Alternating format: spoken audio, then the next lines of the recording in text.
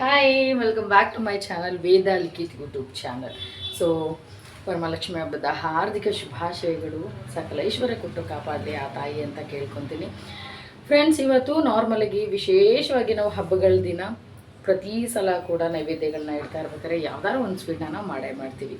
ಅದೇ ಥರ ನಾನು ಇವತ್ತು ಬಾದಾಮ್ ಪಾಯಸ ಹೇಗೆ ಮಾಡೋದು ಅನ್ನೋದನ್ನು ನಾನು ಹೇಳ್ಕೊಡ್ತೀನಿ. ಓಕೆನಾ? ನೈವೇದ್ಯಕ್ಕೆ ಇಡೋ ಹಾಗಿದ್ರೆ ಡೆಫಿನೆಟಾಗಿ ಇದನ್ನ ಮಾಡಿ ಇಡ್ಬೋದು. ಸೊ ನೀವು ಕೂಡ ಮಾಡಿ ತಿನ್ನಿ, ಎಂಜಾಯ್ ಮಾಡಿ, ಹಾಗೆಯೇ ಕಮೆಂಟ್ ಮಾಡಿ ಹೇಗಿತ್ತು ಅಂತ. ಫಸ್ಟ್ ಟೈಮ್ ನನ್ನ ವೀಡಿಯೋನ ನೋಡ್ತಾ ಇದ್ದರೆ ವೇದ ಲಿಖಿತ್ ಝೋನ್ ಚಾನಲ್ಗೆ ಸಬ್ಸ್ಕ್ರೈಬ್ ಆಗಿ ಒಂದು ಲೈಕ್ ಮಾಡಿ, ಹಾಗೆಯೇ ಶೇರ್ ಮಾಡಿ. ನಿಮ್ಮ ಸಪೋರ್ಟ್ ನನಗೆ ತುಂಬ ಮುಖ್ಯ. ಇನ್ನೂ ಹೆಚ್ಚು ವಿಡಿಯೋಗಳನ್ನ ಹಾಕಲಿಕ್ಕೆ ನಾನು ಪ್ರಯತ್ನ ಮಾಡ್ತಾನೆ ಇರ್ತೀನಿ. ಥ್ಯಾಂಕ್ ಯು ಸೋ ಮಚ್ ನಿಮ್ಮೆಲ್ಲರ ಸಪೋರ್ಟ್ಗೆ. ಹಾಗೆ ಸರಿ, ಬಾದಾಮ್ ಪಾಯಸ ಮಾಡಿಬಿಡೋಣಲ್ಲ, ಬನ್ನಿ. ಇಂಗ್ರೀಡಿಯೆಂಟ್ಸ್ ಏನೇನು ಬೇಕು ಅನ್ನೋದನ್ನು ನೋಡ್ಕೊಂಬಿಡೋಣ ಅಲ್ಲ. ಮೊದಲನೇದಾಗಿ ಹಾಲು, ಶಾವಿಗೆ, ಅದರ ತಕ್ಕಂತೆ ಸಕ್ಕರೆ, ಹಾಗೆ ನೆನೆಸಿರುವಂಥ ಸಬ್ಬಕ್ಕಿ, ಕಂಡೆನ್ಸ್ ಮಿಲ್ಕ್, ಗೋಡಂಬಿ, ದ್ರಾಕ್ಷಿ, ಆಮೇಲೆ ಸ್ವಲ್ಪ ಬಿಸಿನಲ್ಲಿ ನೆನೆಸಿರುವಂಥ ಸ್ಯಾಫ್ರಾನ್, ಆಮೇಲೆ ಬಾದಾಮಿ, ರುಬ್ಕೊಂಡಿರುವಂಥ ಬಾದಾಮಿ ಹಾಲು. ಓಕೆನಾ? ನೆಕ್ಸ್ಟು ರಾತ್ರಿಯೇ ನೆನೆಸಿರುವಂಥ ಬಾದಾಮಿ ಅಥವಾ ಒಂದು 5-6 ಗಂಟೆ ಬಿಟ್ಟು ನೆನೆಸಿರುವಂಥ ಬಾದಾಮಿನ ರುಬ್ಕೊಂಡು ಹಾಲು ತೆಗಿಬೇಕು. ಓಕೆನಾ?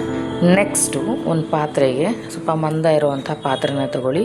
ಅದಕ್ಕೆ ಹಾಲನ್ನ ತಗೋಬೇಕು. ಹಾಲು ಚೆನ್ನಾಗಿ ಕುದಿಬೇಕು. ಇಲ್ಲಿ ನಾನು 2 ಕಪ್ಪಷ್ಟು ಹಾಲನ್ನ ನಾನು ತೊಗೊಂಡಿದ್ದೀನಿ. ಇದು 25% ಅಷ್ಟು ಕಮ್ಮಿ ಆಗಬೇಕು. ಒಂದು 1/4 ಭಾಗದಷ್ಟು ಕಮ್ಮಿ ಆಗೋ ಥರ ಅಷ್ಟು ಚೆನ್ನಾಗಿ ಹಾಲು ಬೇಯಬೇಕು. ಇದಾದಮೇಲೆ ನಾನು 100 ಗ್ರಾಮ್ ಶಾವಿಗೆನ ತೊಗೊಂಡಿದ್ದೀನಿ. ಅದೇ ಕ್ವಾಂಟಿಟಿಯಲ್ಲಿ 100 ಗ್ರಾಮ್ ಸಬ್ಬಕ್ಕಿಯನ್ನು ಕೂಡ ತೊಗೊಂಡಿದ್ದೀನಿ. ಶಾವಿಗೆ ಚೆನ್ನಾಗಿ ಬೇಯಬೇಕು. ಹಾಲಲ್ಲಿ ನೀಟಾಗಿ ಶಾವಿಗೆ ಬೆಂದಾದಮೇಲೆ ಚೆನ್ನಾಗಿ ಅದನ್ನು ಹೊಂದಿಸ್ತಾ ಬನ್ನಿ. ಅದೆಲ್ಲ ಹೊಂದುತ್ತಾ ಇದ್ದ ಹಾಗೆ ಮುಖ್ಯವಾಗಿ ಈಗ ನೆನೆಸಿರುವಂಥ ಸಬ್ಬಕ್ಕಿನ ಹಾಕಬೇಕು. ಅದು ಕೂಡ ಚೆನ್ನಾಗಿ ಬೇಯಬೇಕು. ಅದು ಚೆನ್ನಾಗಿ ಬೆಂದ ಮೇಲೆ ತಿನ್ನೋಕ್ಕೆ ತುಂಬ ಚೆನ್ನಾಗಿ ಅನಿಸೋದು. ಸರಿ, ಹಾಗಿದ್ರೆ ನಾವು ಇಲ್ಲಿ 2 ಕಪ್ ಸಕ್ಕರೆನ ತೊಗೊಂಡಿದ್ದೀವಿ. ನಿಮ್ಮ ಸ್ವೀಟ್ಗೆ ಎಷ್ಟು ಬೇಕು ಅಷ್ಟು ನೀವು ತೊಗೊಳ್ಳಿ. ನಾನು 2 ಕಪ್ಪು ಸಕ್ಕರೆನ ತೊಗೊಂಡಿದ್ದೀನಿ. ಸೊ ಸಕ್ಕರೆನ ಹಾಕಿ ಚೆನ್ನಾಗಿ ಮೀಡಿಯಮ್ ಫ್ಲೇಮಲ್ಲಿ ಇಟ್ಕೊಂಡು ಅದನ್ನು ಕದರ್ತಾ ಬನ್ನಿ.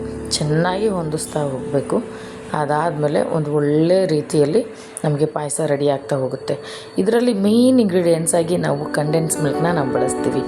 ಮಿಲ್ಕ್ ಮೇಡ್ ಅಂತ ಹೇಳ್ತಾರಲ್ಲ, ಸೊ ಅದೇ ರೀತಿ ಅದನ್ನೇ ನಾವು ಇಲ್ಲಿ ಬಳಸ್ತಾ ಹೋಗ್ತೀವಿ. ಒಳ್ಳೆ ಟೇಸ್ಟನ್ನು ಕೊಡುತ್ತೆ. ಹಾಗೆ ಸ್ವಲ್ಪ ಕಲರ್ ಕೂಡ ಇದು ಚೇಂಜ್ ಆಗುತ್ತೆ. ಅದೇ ಥರ ಇದಾದಮೇಲೆ ನಾವು ನೆನೆಸಿ ರುಬ್ಬಿರುವಂತಹ ಬಾದಾಮಿ ಹಾಲನ್ನು ಸೇರಿಸ್ಕೋತೀವಿ. ಇದನ್ನು ಹಾಕಿ ಮೀಡಿಯಮ್ ಫ್ಲೇಮಲ್ಲಿ ನೀಟಾಗಿ ಹೊಂದಿಸ್ತಾ ಬನ್ನಿ, ನೀಟಾಗಿ ಕದರ್ತಾ ಬನ್ನಿ. ಒಳ್ಳೆ ರೀತಿಯಲ್ಲಿ ಪಾಯಸ ರೆಡಿ ಆಗುತ್ತೆ. ಹಾಗೆಯೇ ಬಿಸಿನೀರಲ್ಲಿ ಸ್ಯಾಫ್ರಾನ್ನ ನಾನು ನೆನೆ ಹಾಕಿದ್ದೆ, ಕೇಸರಿ ದಳನ. ಸೊ ಅದನ್ನು ಇಲ್ಲಿ ಸ್ವಲ್ಪ ಕಲರಿಂಗ್ಗೆ ನಾನು ಬಳಸ್ಕೊಂಡಿದ್ದೀನಿ. ಹಾಗೆ ಗೋಡಂಬಿ, ದ್ರಾಕ್ಷಿ ಹುರ್ಕೋಬೇಕಲ್ಲ, ಅದಕ್ಕೆ 1-2 ಸ್ಪೂನು ತುಪ್ಪ ಹಾಕಿ ಮೊದಲು ಗೋಡಂಬಿನ ಹಾಕಿ ರೋಸ್ಟ್ ಮಾಡ್ಕೊಳ್ಳಿ. ಆಮೇಲೆ ನಾವು ದ್ರಾಕ್ಷಿನ ಹಾಕಬೇಕಾಗತ್ತೆ. ಎರಡನ್ನೂ ಒಟ್ಟಿಗೆ ಹಾಕಿಬಿಟ್ರೆ ಈ ಕಡೆ ಗೋಡಂಬಿ ರೋಸ್ಟ್ ಆಗಿರೋದಿಲ್ಲ, ದ್ರಾಕ್ಷಿ ಆಲ್ರೆಡಿ ದಪ್ಪಕ್ಕೆ ಆಗಿಬಿಟ್ಟಿರುತ್ತೆ, ಸರಿ ಹೋಗೋದಿಲ್ಲ. ಅದಕ್ಕೆ ಅದು ಸ್ವಲ್ಪ ರೋಸ್ಟ್ ಆದಮೇಲೆ ನೀವು ದ್ರಾಕ್ಷಿನ ಹಾಕೋದು ಚೆನ್ನಾಗಾಗುತ್ತೆ. ಮೊದಲನೇದಾಗಿ ವಿಡಿಯೋ ನೋಡ್ತಾ ಇದ್ದರೆ ದಯವಿಟ್ಟು ಚಾನಲ್ಗೆ ಸಬ್ಸ್ಕ್ರೈಬ್ ಆಗಿ ಕೊನೆಯವರೆಗೂ ವಿಡಿಯೋ ನೋಡಿ. ನಿಮ್ಗೆ ವಿಡಿಯೋ ಇಷ್ಟ ಆಯಿತು ಅನ್ನೋದಾದರೆ ಒಂದು ಲೈಕ್ ಮಾಡಿ, ಶೇರ್ ಮಾಡೋದು ಮಾತ್ರ ಮರಿಬೇಡಿ. ದಯವಿಟ್ಟು ಸಬ್ಸ್ಕ್ರೈಬ್ ಆಗಿ ಬೆಲ್ ಐಕಾನ್ನ ಪ್ರೆಸ್ ಮಾಡಿದ್ರೆ ನಾನು ಮಾಡೋವಂಥ ಪ್ರತಿಯೊಂದು ರೆಸಿಪಿ ಕೂಡ ನಿಮಗೆ ಮೊದಲನೇದಾಗಿ ನೋಟಿಫಿಕೇಷನ್ ಬರುತ್ತೆ. ಸೊ ಆಯ್ತಲ್ಲ, ಹಾಗಿದ್ರೆ ನಾವೀಗ ಗೋಡಂಬಿ ದ್ರಾಕ್ಷಿ ಹುರ್ಕೊಂಡಿದ್ದೀವಲ್ಲ ಅದನ್ನು ಪಾಯಸಕ್ಕೆ ಹಾಕೋಣ. ಹಾಕಿ ಚೆನ್ನಾಗಿ ಮಿಕ್ಸ್ ಮಾಡಿದ್ಮೇಲೆ ಸಬ್ಸ್ಕ್ರೈಬ್ ಆಗೋದು ಮಾತ್ರ ಮರಿಬೇಡಿ. ನಾನು ಯಾವಾಗಲೂ ಹೇಳ್ತಾ ಇರ್ತೀನಿ, ನಿಮ್ಮ ಸಪೋರ್ಟ್ ನನಗೆ ತುಂಬ ಮುಖ್ಯ ಅಂತ. ಸೊ ಹೆಚ್ಚೆಚ್ಚು ವೀಡಿಯೋಗಳನ್ನ ನಾನು ನಿಮಗೆ ಮಾಡಿ ತೋರಿಸ್ತಾನೆ ಇರ್ತೀನಿ. ಒಳ್ಳೆ ಬಾದಾಮ್ ಪಾಯಸ ಕೂಡ ಮಾಡಿ ತೋರಿಸಿದ್ದೀನಿ. ಚೆನ್ನಾಗಿ ಮಾಡಿ ಮನೇಲಿ ಎಂಜಾಯ್ ಮಾಡಿ, ಕುಡಿದು ನನಗೆ ಕಮೆಂಟ್ ಮಾಡಿ ಹೇಗಿತ್ತು ಅಂತ. ಹಬ್ಬದ ಸ್ಪೆಷಲಾಗಿ ನಾನು ನಿಮಗೆ ಮಾಡಿ ತೋರಿಸ್ತೀನಿ. ಓಕೆನಾ? ಈಗ ಬಟ್ಲಿಗೆ ಸರ್ವ್ ಮಾಡೋಣ. ನೋಡಿ, ಪಾಯಸದ ಕಲರೇ ಚೇಂಜ್ ಆಗೋಗಿದೆ. ಓಕೆ, ಎಸ್, ಇದೇ ರೀತಿ ಒಳ್ಳೊಳ್ಳೆ ರೆಸಿಪಿಗಳೊಂದಿಗೆ ನಾನು ನಿಮ್ಮನ್ನ ಭೇಟಿ ಆಗ್ತೀನಿ. ಅಲ್ಲಿವರೆಗೂ ನಮಸ್ಕಾರ.